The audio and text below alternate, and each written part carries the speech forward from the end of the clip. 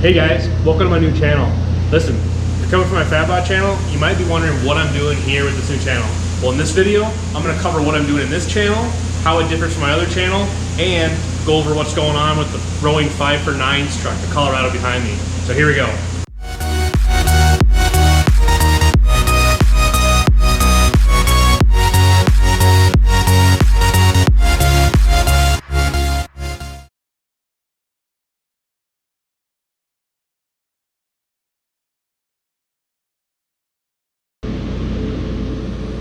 Hey guys, so this channel is a new channel I created because I've been getting a lot of emails and half of them are related to the business. You know, how do I modify my bell housing? How do I put the adapter in for the dash 4 feed line into my slave cylinder? Those kind of things.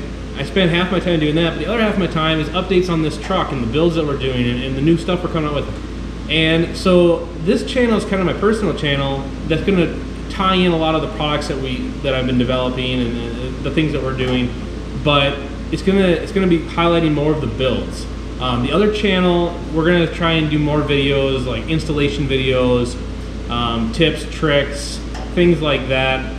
So that's how the two channels are gonna differentiate. This one's gonna be a little more entertaining. That one's gonna be a little more technical.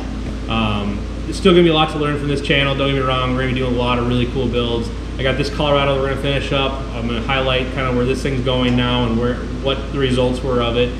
But then we got a 68 C10. We got some new products coming out for that we're gonna be building, along with a 29 Ford with a Barra motor, and then also a golf cart that I ended up picking up for free, and we're gonna end up putting. I haven't decided to do like a motorcycle engine, like a twin Indian motorcycle engine, or I was thinking like a side-by-side, like a Razor turbo engine. Not really sure yet. Gonna see what's kind of available and go from there. I haven't locked that one down yet, but it's gonna be a lot of fun, so stay tuned and make sure to subscribe.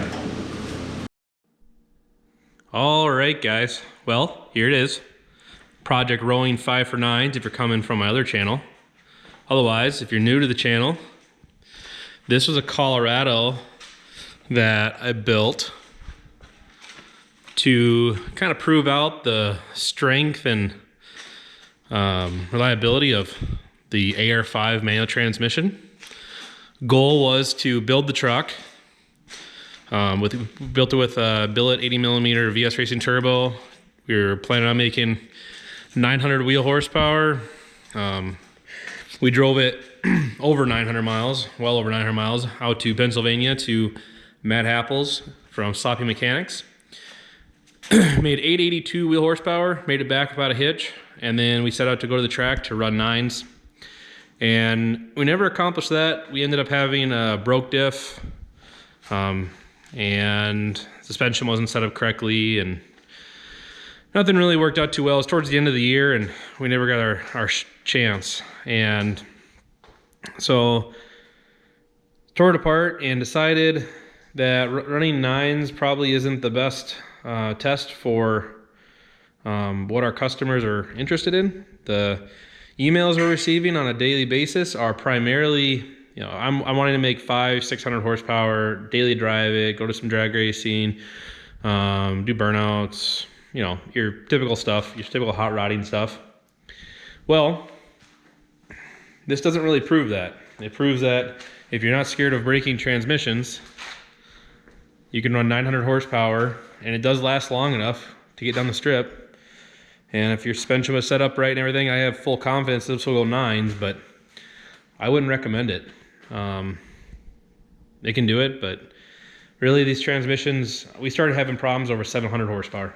So we tell everyone 600 horsepower is the limit if you're looking to really have a fairly reliable manual transmission behind your LS. So that's what we're gonna do. We're gonna prove that, the thing that we preach, which is 600 horsepower. We're gonna make this thing an all-around just street truck. We're gonna go drifting. We're gonna do road racing, autocross, drag racing. Primary thing I'm excited to do is some big Australian burnouts. We have a few burnout contests at a local track here, where it's not your typical burnout contest where you just sit there and spin the tires. This is Australian style, where You got a pad to go out and anything goes. You just can't sit still and burn the tires. You got to keep it moving. So we're gonna shoot for that. So a lot of upgrades have come in need in order to be reliable. We'll start with the front here. So 80mm turbo wasn't the best choice for what we're planning on doing. So we're switching to these Flowtech tubular manifolds. The driver side one over here doesn't clear the steering shaft, so we're going to modify that. I'm actually in the process of doing that. So that'll put the manifolds kind of coming up the top here, which then means that we're going to move, we're going to put an AC compressor down here, down below. We're in the stock location. Then we're going to move the alternator. This was a truck setup. We're going to move the alternator down here. And then for the power steering pump, I had a lot of issues with power steering last year. Anytime I'd rev this thing out past 7,000, I would lose power steering for a few seconds afterwards, and you would usually end up with a leak.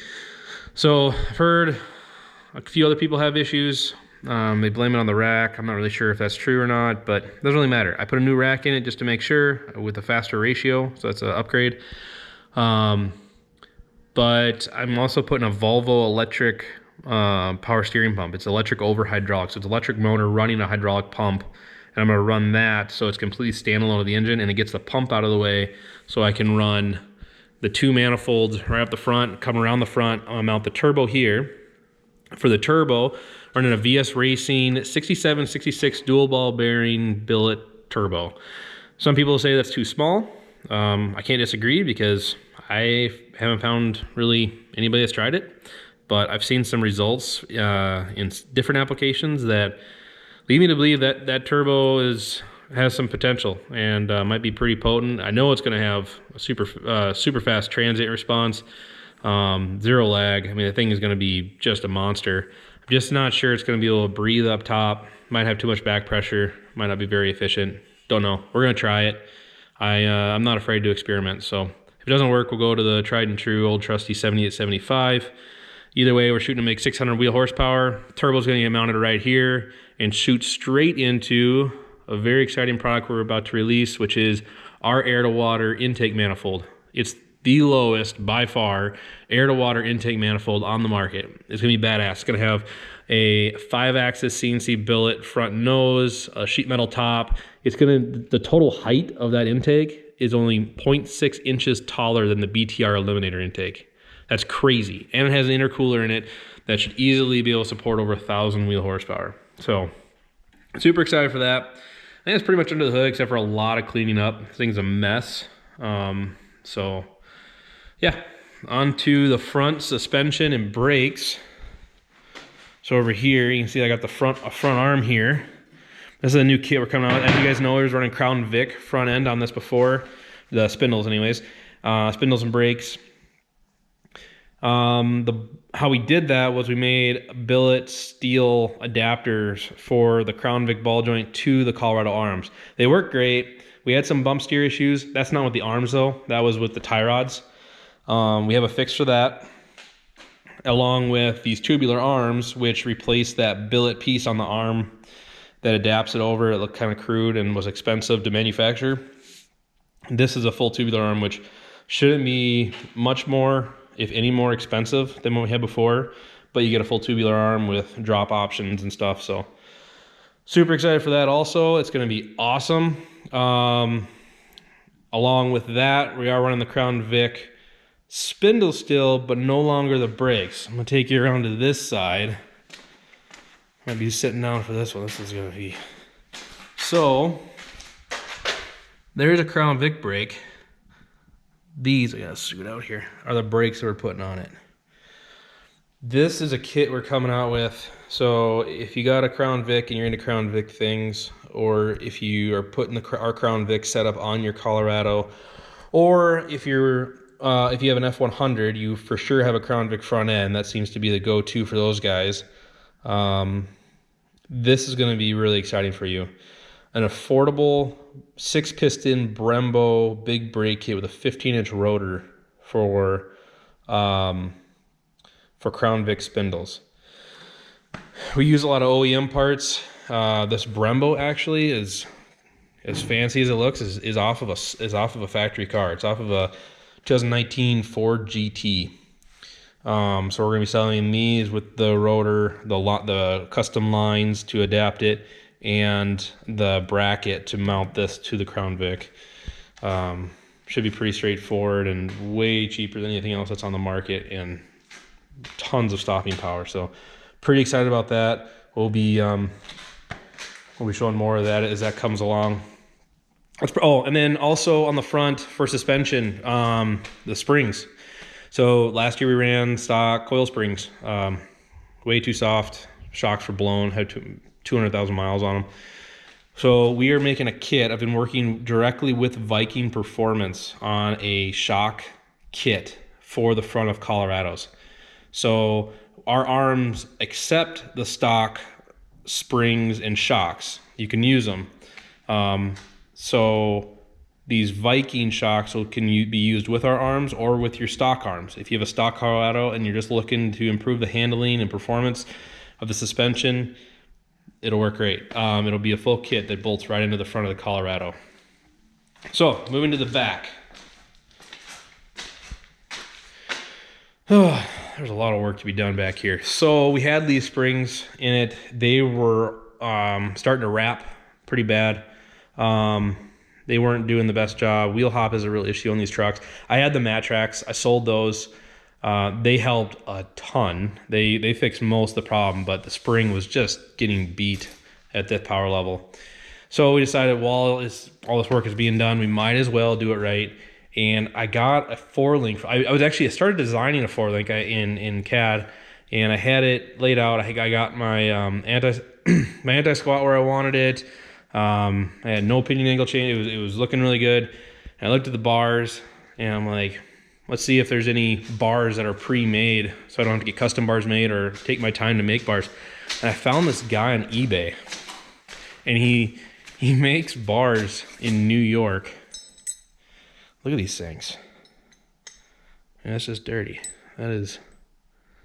He does excellent work. And they're cheap. And they shipped out right away. And the best thing I loved about it was, if you look at his page, it is 100% the most American thing you've ever seen. It is 100% save American jobs, do not buy Chinese arms, and I just love it. It's I got a kick out of it, so I'm like, I don't even care if it works or not. I'm gonna buy these arms from this 4-link from this guy just because America.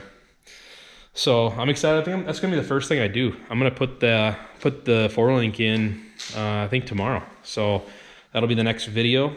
But in order to put a triangular 4-link in, well, most trucks, but this Colorado specifically, the fuel tank that was right here can no longer be there. So not a problem. We have a welder, so we can fix this. We're gonna make an aluminum fuel cell that fits in this back where the spare tire was. We're gonna cut this thing out and do a 26-gallon aluminum fuel cell, come out the top of the fuel cell with a tube and come down through, and then I'm gonna use the stock fuel door. So it shouldn't be really too much of a inconvenience. Like, it's not gonna have the fuel cap in the back or anything like that. It should be pretty slick. And I'm switching down to single Walbro 525. I had duals before. No need for that. The power level we're shooting for now. So again, Viking shocks in the rear, a little bit shorter than what's in the front, but more to come on that. I think I might put together, like, I might call that guy and see if we can work out a deal and order a bunch of those links. Like, they're really nice, and I like to give people like that business and work with them if I can. So if I can buy a bunch of links from them and then sell them to you guys, where there's like a full kit with Viking shocks and then maybe some templates as to like where to mount the bars on the frame. I don't know. Once I get into it a little bit more, I'll know. But I'm thinking like some kind of weld-in 4-link kit for the Colorado with Viking shocks and the whole work. So, but more on that when we get back. I think that's about it. It's a lot of work. Oh, we also got a cage going into it. If you saw that tubing over on this other side. Not all that's obviously cage. That'd be a lot of cage. Most of it's control arms, actually. We're gonna start getting those control arms knocked out. So, but yes, a lot of it is for the cage. We're doing a roll bar, not a full cage, but something to keep us safe. We're doing 150-mile-an-hour roll races last year with this thing, with stock suspension, pretty much stock brakes, and no roll bar. And that wasn't the smartest thing we've ever done. So we're gonna step up the safety, step up the performance. Should be really exciting. So yeah, that's it. I'm gonna stop the video here. This is just an introductory video, so I just wanted to cover this stuff. And the next video is gonna be on doing the 4-link. So yep, like, subscribe, and till next time.